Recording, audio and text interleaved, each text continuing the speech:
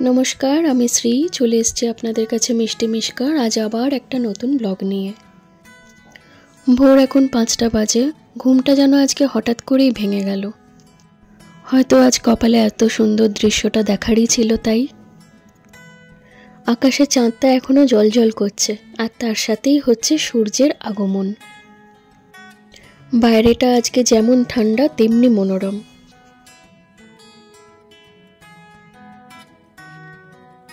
প্রায় 40 মিনিট ধরে আমি বারান্দায় দাঁড়িয়ে আছি আজকের এই অসাধারণ সানরাইজটাকে নিজের ক্যামেরায় ক্যাপচার করব বলে।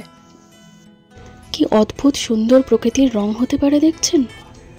এরম দুধে আলতা আকাশ আর গঙ্গা আমি সত্যিই কোনোদিনের আগে দেখিনি।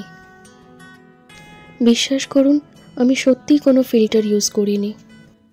আজকে এই গোলাপি ভোরবেলাটা ভগবানের সৃষ্টি যেন এক অদ্ভুত আর্টওয়ার্ক, যেন ছবির ফ্রেমে বাঁধিয়ে রাখার মতো, তাই না?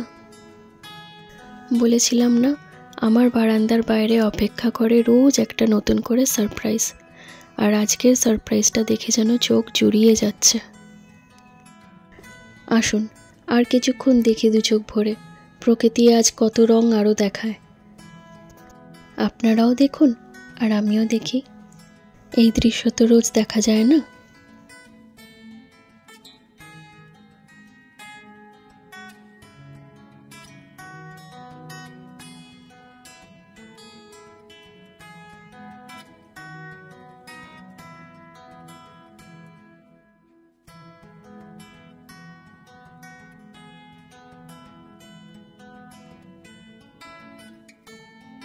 আমায় অনেকক্ষণ পাশে না পেয়ে মিশকাও ঘুম থেকে উঠে পড়েছে।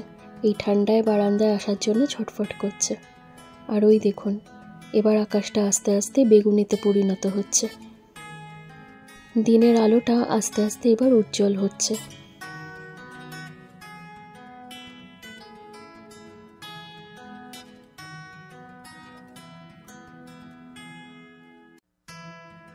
মিশকাকে মা স্কুলে যাওয়ার জন্য রেডি করছে আর আমি এদিকে গুছিয়ে নিলাম মিশকার টিফিনটা। আজ দিয়েছি একটু ব্রেড জ্যাম, 2টো কুকিজ আর একটু চিপস। মার শরীরটা কালকের চেয়ে একটু বেটার হয়েছে কিন্তু খুব একটা ভালো নেই, তাই আজকেও আমি অল্প করে কিছু রান্না করে নিচ্ছি। বানাবো একটু পালং শাক ভাজা। পালং শাকগুলোকে ধুয়ে গুছিয়ে নিয়েছি। একটু কড়াইশুঁটি, কাঁচা লঙ্কা আর একটু রসুন থেতলে নিয়েছি। কড়াই গরম তেলের মধ্যে দিয়ে দিলাম একটু কালো জিরে, রসুন আর কাঁচা লঙ্কা। রসুন খাওয়াটা শীতকালে খুব ভালো, তাতে ঠান্ডাটা একটু কম লাগে। তবে এটা বেশি এফেক্টিভ যদি আপনি রোজ একটা করে কাঁচা রসুন চিবিয়ে খেতে পারেন। এর মতো ভালো ওষুধ কিন্তু আর হয় না। এবার দিয়ে দিলাম কড়াইশুঁটিগুলোকে, তারপরে একটুখানি হালকা ভেজে দিয়ে দেবো সেই পালং শাক কুচোনোগুলো। পালং শাকগুলোকে আগে একটু ভালো করে ভেজে নিতে হবে, তবে নুন দেবেন না। নুন দিলেই কিন্তু জল ছেড়ে দেবে, তখন আর ভালো করে ভাজাটা হবে না।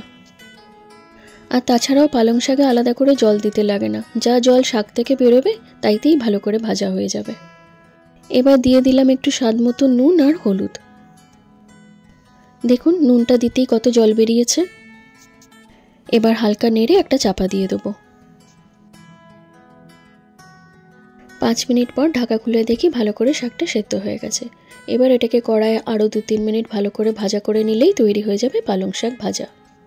এই যে দেখুন একদম রেডি। এখন মিশকার জন্য বানাবো একটা পাতলা মাছের ঝোল। তার জন্য নিয়ে নিয়েছি একটু আলু, গাজর, টমেটো, ধনেপাতা, আদা আর রসুন। মাছের ঝোলের জন্য দিয়ে দিয়েছি গরম তেলে একটু শুকনো ধনে, জিরে, গোলমরিচ, আদা, রসুন। শুকনো মশলাগুলো ভাজা হয়ে গেছে। এবার এর মধ্যে একটুখানি আলু আর গাজর দিয়ে আরও 1 মিনিট ভেজে নিলাম।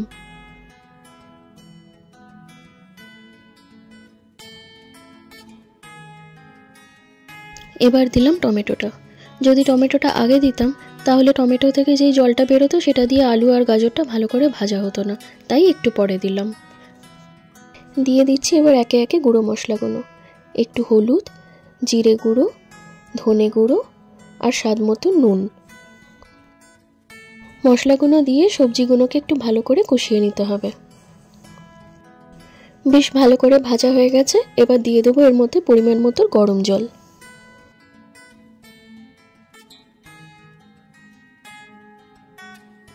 এই দেখুন ঝোলটা এখন বেশ ভালো রকম ফুটে গেছে।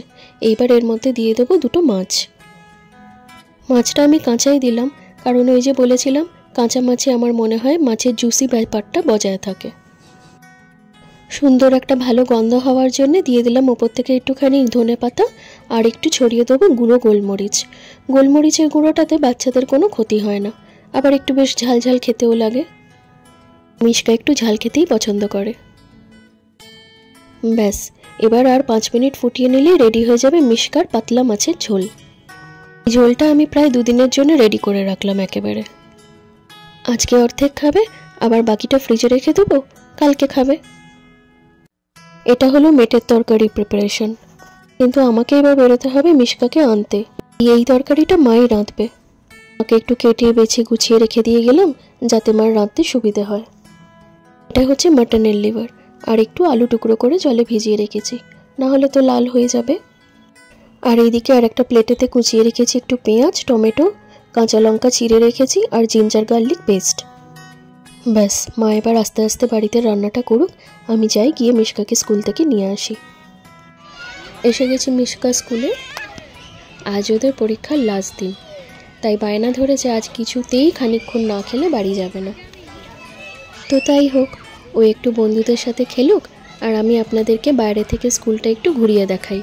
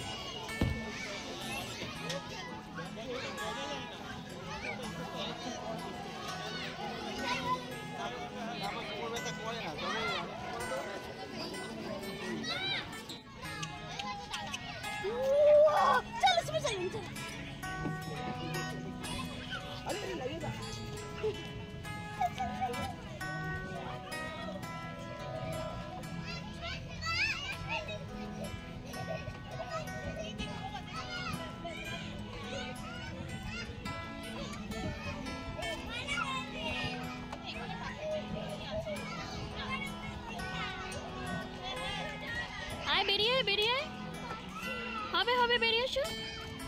ইয়েস, এই তো বেরিয়ে এসো। এই তো এবার এখান দিয়ে বেরিয়ে পড়ো। এই তো দিয়ে বেরিয়ে এসো। এসো এসো এসো।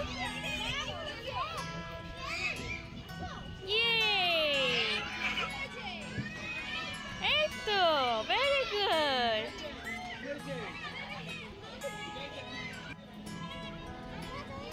তুমি ওঠো,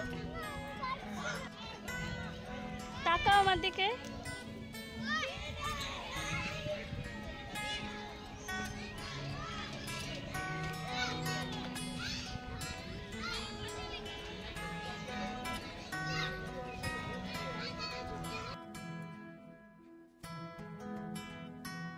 উফ, হলো খেলা শেষ, কিছুতেই বাড়ি নিয়ে আসতে পারি না।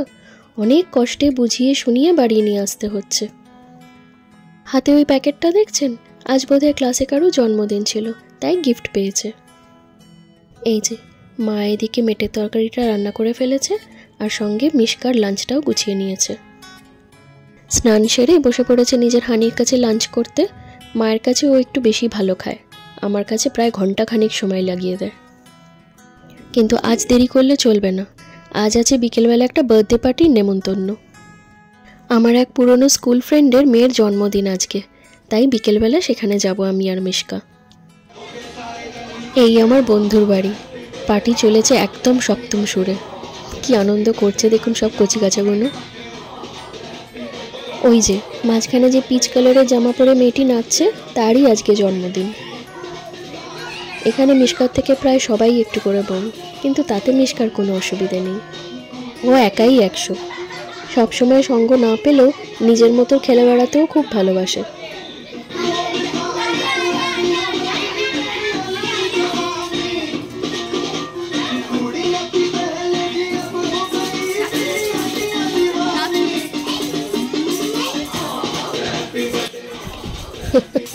কিরম নাচছে দেখুন লাফিয়ে লাফিয়ে, খুব আনন্দ করছে।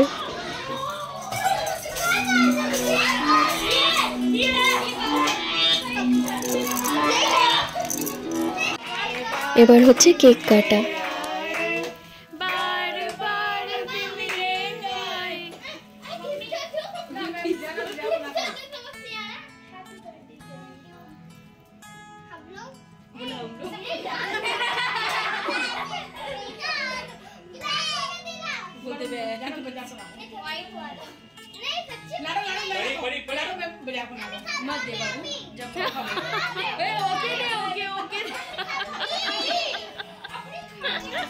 কি অবস্থা দেখুন, আমি খাবো করে চেঁচাচ্ছে। যার বার্থডে সে এখনো খেলো না, আর মাঝখান থেকে ও আমি খাবো করছে। একেই বলে বোধহয় বাচ্চা।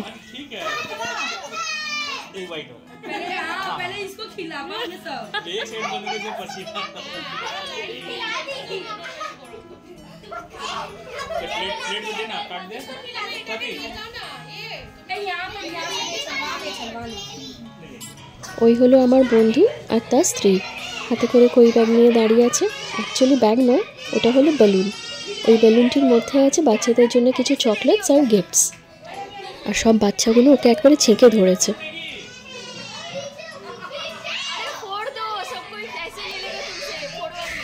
যা, ফাটলো না বেলুনটা।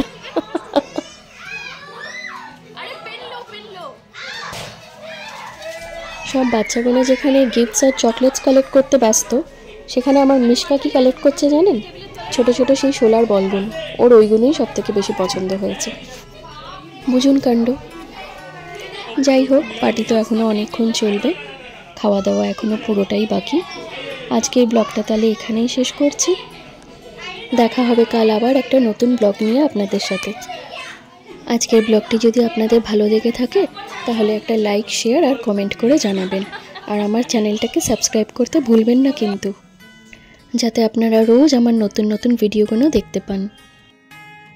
সবাই ভালো থাকবেন, সুস্থ থাকবেন আর দেখতে থাকুন মিষ্টি মিশকা।